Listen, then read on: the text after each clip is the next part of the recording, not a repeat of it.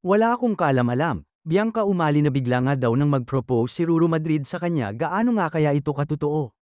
Naging usap-usapan nga daw ang biglaang proposal ni Ruru Madrid kay Bianca Umali. Silang dalawa ay isang kilalang love team, at siguradong marami ang nagulat at kinilig sa balitang ito, ngunit wala pa namang beripikadong sources na magpapatunay na sila nga ay nalalapit ng ikasal.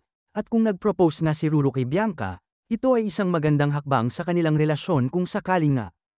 Sa kabila ng kanilang busy schedules, madalas nilang ipinapakita ang kanilang pagiging sweet sa isa't isa, at pati na rin sa kanilang mga social media post, masaya silang magkasama, at tila solid ang kanilang samahan, na tila nakatulong pa sa kanilang magandang teamwork sa mga proyekto nila sa showbiz.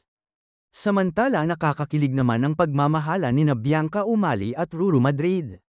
Pareho nilang ipinapakita na mahal nila ang isa't isa, at madalas silang magbahagi ng sweet moments sa kanilang mga social media, na nagbibigay ng inspirasyon sa kanilang mga fans.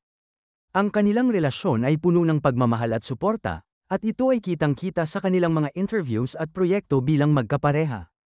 Ang bond nila ay tila hindi lang sa harap ng kamera, kundi pati na rin sa likod nito, na nagpapakita ng kanilang matibay na samahan. Hinahangaan din ang nakikitang matibay na pagmamahal ni Ruru Madrid kay Bianca Umali. Mukhang hindi lang siya masaya sa kanilang relasyon, kundi talagang handa siya na ipaglaban ito at hindi na niya nais na pakawalan pa si Bianca. Malinaw na pareho nilang pinapahalagahan ang isa't isa at ang kanilang samahan. Makikita sa mga pahayag ni Ruru at sa kanyang mga actions kung gaano kadip ang nararamdaman niya para kay Bianca, at kung may proposal man na magaganap soon, sana ay may bahagi nga nila ito sa kanilang mga fans kung ito man ay mangyayari.